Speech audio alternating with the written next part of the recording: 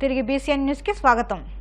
రానున్న సార్వత్రిక ఎన్నికల ఫలితాల్లో కూటమి అభ్యర్థులు అన్ని స్థానాల్లో అత్యధిక మెజార్టీతో గెలిచి ఆంధ్రప్రదేశ్లో కూటమి ప్రభుత్వాన్ని ఏర్పాటు చేయనున్నారని కాకినాడ రూరల్ అసెంబ్లీ నియోజకవర్గ ఉమ్మడి అభ్యర్థి పంతం నానాజీ పేర్కొన్నారు. కాకినాడ జిల్లా వలసపాకల గ్రామంలోని పార్టీ కార్యాలయంలో ఏర్పాటు చేసిన మీడియా సమావేశంలో నానాజీ మాట్లాడుతూ కాకినాడలో సుమారు 20,000 మెజార్టీతో గెలవబోతున్నామని పేర్కొన్నారు. రాష్ట్రం మొత్తం పిఠాపురం కాకినాడ రూరల్పై దృష్టి నిలిచి ఉందని పేర్కొన్నారు. పవన్ కళ్యాణ్ మంచి ఆలోచనతో కూటమి ఏర్పాటుకు తోడ్పడ్డారని, చంద్రబాబు దూరదృష్టితో రాష్ట్ర ప్రజల కోసం పోరాడినట్టు తెలిపారు. కూటమి అధికారం చేపట్టిన తర్వాత విద్య, వైద్యం, స్థానిక సమస్యల పరిష్కారానికి చర్యలు తీసుకోనున్నట్టు తెలిపారు. కళ్యాణ్ గారి యొక్క త్యాగం ఇవాళ ఆంధ్రప్రదేశ్కి ఫలితాన్ని ఇస్తూ ఉంది. కూటమి పెద్ద సంఖ్యలో మెజార్టీతో నెగ్గబోతూ ఉంది. అది చాలా క్లియర్ అయిపోయిన విషయం మీ అందరికీ విదితమే. కాకినాడ రూరల్ నిన్న రాత్రి వచ్చింది. పూర్తి స్థాయి మనం చేయించినటువంటి సర్వే మినిమం 20,000 మెజార్టీతోటి జనసేన పార్టీ నుంచి నేను నెగ్గబోతా ఉన్నాను. అది మీ అందరితోటి పంచుకుందాం అన్నటువంటి ఉద్దేశంతో మీడియా సమావేశం పెట్టడం జరిగింది. కానీ ఇవాళ ఉన్న పరిస్థితులు రాష్ట్రం మొత్తం మీద, మన కాకినాడ జిల్లా మీదే, లా అండ్ ఆర్డర్ మీద ప్రత్యేకంగా ఎన్నికల సంఘం పూర్తి స్థాయి నిఘా పెట్టి పూర్తి స్థాయిగా దీన్ని ఒక నేర చరిత్ర గల ప్రాంతంగా గుర్తించి ముందుకెళ్తుందంటే మీరందరూ ఎంత ఆలోచించుకోవాలా, ఎంత జాగ్రత్తగా ఉండాలా, మా కార్యకర్తలు ఎంత జాగ్రత్తగా ఉండాలా, ప్రజలు ఎంత జాగ్రత్తగా ఉండాలా అన్నటువంటి విషయం మీద మాట్లాడదామని చెప్పి కూడా పంపించారు. ఇవాళ చెప్తా ఉన్నారు కాకినాడ ఏదో చిన్న చిన్న దొంగతనాలు చిన్న అయితే పర్వాలేదు, ఇది ఒక ఇంటర్నేషనల్ మాఫియా సెంటర్ కింద తయారై ఉంది. కాబట్టి రేపు ఎన్నికల కౌంటింగ్లో ఎంతటి దౌర్జన్యానికన్నా సిద్ధపడే అవకాశాలు కనపడతా ఉన్నాయి. అఫ్కోర్స్ మన వనరుల దగ్గర గొత్తులోకి, యూత్ ఫోర్స్లో గొత్తులోకి జనసేన పార్టీని జోలికి ఒక్కడు కూడా రాలేడు. కానీ మేము ప్రభుత్వం ఇచ్చినటువంటి నిబంధనలు పాటిస్తూ ఉంటాం కాబట్టి మా చేతికి సంఖ్యలు పడిపోయినట్టుగానే మేము భావిస్తూ ఉన్నాం. ఎందుకంటే ఎస్పీ గారు ఏదైతే శాంతి భద్రతల గురించి చెప్పారో దాన్ని మెయింటైన్ చేయడానికి మేము పూర్తి స్థాయిలో సిద్ధంగా ఉన్నాం. కానీ అవతల పరిస్థితి అయితే అనేక రకాలుగా వినపడతా ఉంది. నిన్న మొన్న నాకు వచ్చిన ఇన్ఫర్మేషన్ ప్రకారం పెద్ద ఎత్తున డబ్బు పట్టుకుని ఏజెంట్లు కూడా కొనే పరిస్థితికి, ఒకవేళ లోపల కానీ వారు వాడిపోతున్న దిశుంటే గొడవలు పెట్టుకోవడానికి సిద్ధంగా ఉన్నారని చెప్పి తెలుస్తాం. గుంటూరు నగరం ప్రగతి నగర్ శివారులో భారీ అగ్ని ప్రమాదం జరిగింది. ఈ ప్రాంతంలో నిల్వ చేసిన యూజీడీ పైపులు అగ్నికి ఆహుతయ్యాయి. స్థానికులు, అగ్నిమాపక శాఖ అధికారుల కథనం ప్రకారం ప్రగతి నగర్ శివారులో భారీగా మంటలు వ్యాపించి ఆ ప్రాంతమంతా భారీ స్థాయిలో పొగ వ్యాపించింది. వెంటనే స్థానికులు, అగ్నిమాపక శాఖ అధికారులకు సమాచారం అందించడంతో హుటాహుటిన సంఘటనా స్థలానికి చేరుకుని దాదాపు 4 గంటల పాటు శ్రమించి మంటలను అదుపు చేశారు. హైదరాబాద్ నగరంలో మరో అంతర్జాతీయ కిడ్నీ రాకెట్ గుట్టు రట్టయింది. కేరళకు చెందిన యువకుడి మృతితో ఆ రాష్ట్ర పోలీసులు కేసు నమోదు చేసి దర్యాప్తు చేపట్టారు. కీలక సూత్రధారి హైదరాబాద్కు చెందిన వైద్యుడిగా గుర్తించారు. కొంతకాలంగా పేదలకు డబ్బు ఆశ చూపి విదేశాలకు తీసుకెళ్లి కిడ్నీ మార్పిడి చేస్తూ దందా సాగిస్తున్నారు. కిడ్నీ మార్పిడి చేయించుకున్న యువకుడు మృతి చెందడంతో ఈ వ్యవహారం బయటకొచ్చింది. దీంతో పోలీసులు కేసు నమోదు చేసి దర్యాప్తు చేపట్టారు.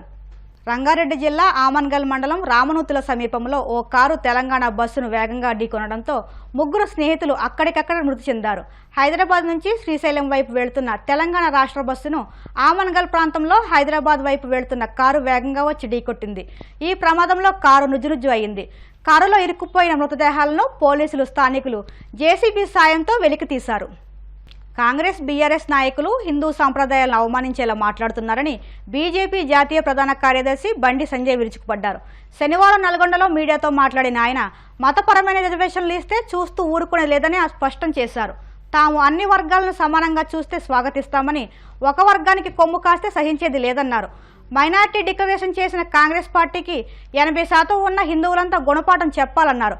మతపరమైన రిజర్వేషన్ ఇవ్వాలని చూస్తే అసెంబ్లీలో కోట్లాడేందుకు బీజేపీకి 8 మంది ఎమ్మెల్యేలు ఉన్నారని, అదేవిధంగా శాసనమండలిలో కోట్లాడేందుకు ఎమ్మెల్సీ ఎన్నికల్లో ప్రేమేందర్ రెడ్డిని గెలిపించాలన్నారు.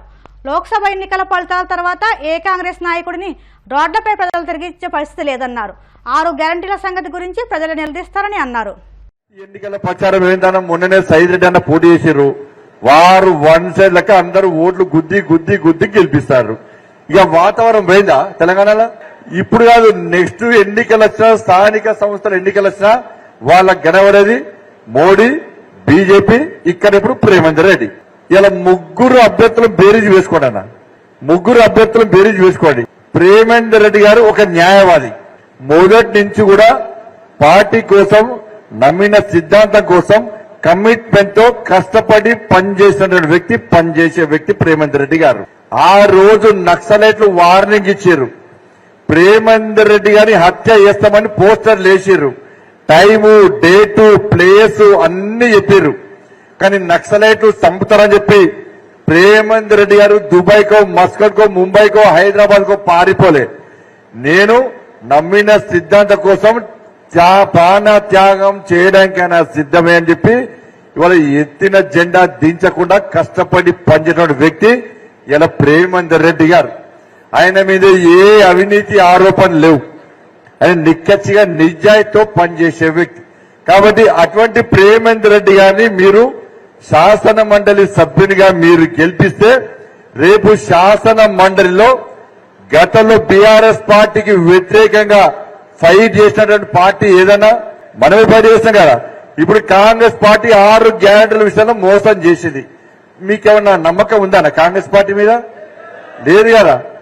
మరి లేకపోయింది మరి ఎట్లా మీరే ఇప్పుడు కొట్లాడింది మేమే, ఎన్నికలు వస్తుంటే పోతుంటాయి, మీరు ఎట్లాగో బీజేపీ కోటేస్తారు, దానిలో నో డౌట్. దానిలో ఇప్పుడు గతంలో ఈ తెలంగాణ రాష్ట్రంలో కేసీఆర్ కుటుంబ పాలనకు వ్యతిరేకంగా అన్ని రంగాలను పూర్తిగా నిర్వీర్యం చేసి మొత్తం సర్వనాశనం చేసినటువంటి మూర్ఖుడు కేసీఆర్. కేసీఆర్ మీద కోపంతో ఓటు ఎవరికి వేయాలి? మీరు మాకేయాలి. మరి గట్టిది చేసిరే కాంగ్రెస్ పార్టీకి. రైతుల కోసం కొట్లాడింది మేము, కేసులు భరించింది మేము, ఇలా ఓట్లు మాత్రం కాంగ్రెస్ పార్టీకి ఓటేస్తుంది. మహిళల మీద అత్యాచారాలతో కొట్లాడింది మేము, ఓటు మాత్రం కాంగ్రెస్ పార్టీకి ఓటేస్తుంది. అన్యాయమా కాదా? కాదన్నా, మేము అధికారం రావాలనుకున్నాం. దేనికోసం అంటే ఇప్పుడు కాంగ్రెస్ లెక్కనో గతంలో కేసీఆర్ కుటుంబం లెక్కనో మేము పైసలు సంపాదించుకోవాలి, ఆస్తుపాస్తులు పెంచుకోవాలని కాదు. ఈ తెలంగాణ రాష్ట్రంలో మోడీ రాజ్యం రావాలి, రామరాజ్యం రావాలి, పేదల రాజ్యం రావాలి, పేదల బతుకులు బాగుపడాలి, మోడీ సంక్షేమ పథకాలు తెలంగాణ రాష్ట్రంలో నిక్కచ్చిగా నిజాయితీగా అమలు జరగాలి. బాబాసాహెబ్ అంబేద్కర్ ఏ ఆలోచనతో చిట్ట చివరి వ్యక్తి కూడా సంక్షేమ ఫలాలు అందాలని చెప్పి బాబాసాహెబ్ అంబేద్కర్ ఆలోచించిండో దాన్ని పూర్తిగా నెరవేర్చాలని చెప్పి ఒక లక్ష్యంతోనే మేము పనిచేస్తే, మేము కొట్లాడితే అధికారులకు మన నోటికారి బుక్కను కొట్టుకపోయి కాంగ్రెస్లోకి తిరిగి ఇవాళ కాంగ్రెస్ పార్టీ తెలంగాణ రాష్ట్రంలో సర్వనాశనం కావడానికి కారణం ఏంటంటే కాంగ్రెస్ పార్టీ నాయకులు మోడీ గారు తిట్టిన విధానం, బీజేపీని అసంబద్ధంగా విమర్శించిన తీరుతోనే కాంగ్రెస్ పార్టీ తెలంగాణ రాష్ట్రంలో సర్వనాశనం అయిపోయింది. రాముని తిట్టే రాముడు అక్షింతలు తిట్టారు వీళ్ళు. అన్ని కొంపలు ముంచే మాటలేనే, గా మాటలు ఇనే మన బతుకులు నాశనం అయిపోయినాయి. ఇట్లా అంటాడు, ఇట్లా ముక్కుని గిట్లా అంటే కొంప మునిగినట్టే, మంచిగా 2 పెగ్గులు చంపినట్టే. ఇట్లా అంటే ఊరుచుకుంటా మాటలు చెప్తే ఓట్లు గుద్దుతిరి తెలంగాణ బతుకులు నాశనం చేస్తాయి. అన్ని రంగాలను మోసం చేసిన తర్వాత కాంగ్రెస్ పార్టీ, మేము బీఆర్ఎస్ పార్టీ మోసం చేసింది, మాకు అవకాశం ఇవ్వండి, 6 గ్యారెంటీలను 100 రోజుల లోపల అమలు చేస్తాం. కేసీఆర్ తెలంగాణ రాష్ట్రాన్ని అప్పుల పాలు చేసిండు, మేము అప్పులు తీస్తాం, 6 గ్యారెంటీలను అమలు చేస్తామని చెప్పి బీఆర్ఎస్ పార్టీ కాంగ్రెస్ పార్టీ చెప్పింది. ఇలా ఆ ప్రభుత్వం డిఎస్సీ నిర్వహించలే, గ్రూప్ 1 నిర్వహించలే, నిరుద్యోగ భృతి ఇవ్వలే. మరి ఈ ప్రభుత్వం వచ్చిన 100 రోజుల లోపల నోటిఫికేషన్ ఇస్తామన్నారు, 2 లక్షల ఉద్యోగాలు భర్తీ చేస్తామన్నారు, నిరుద్యోగ భృతి ఇస్తున్నారు. ఇవాళ ఏమీ చేయకుండా పూర్తి వాళ్ళ బతుకులు నిర్వహించారు. వార్తలు ముగించే ముందు ముఖ్యాంశాలు మరొక్కసారి. రాష్ట్ర వ్యాప్తంగా 144 సెక్షన్ అమల్లో ఉందన్న కాకినాడ ఎస్పీ సతీష్ కుమార్. కౌంటింగ్ ప్రక్రియకు ప్రతి ఒక్కరూ సహకరించాలని పిలుపు.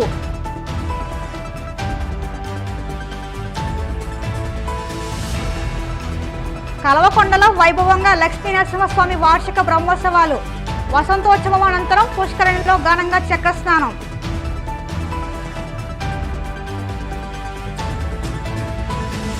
గెలుపు మాదే అన్న కాకినాడ రూరల్ ఎమ్మెల్యే అభ్యర్థి పంతం నానాజీ. కూటమి భారీ మెజార్టీతో విజయం సాధిస్తుందని ధీమా.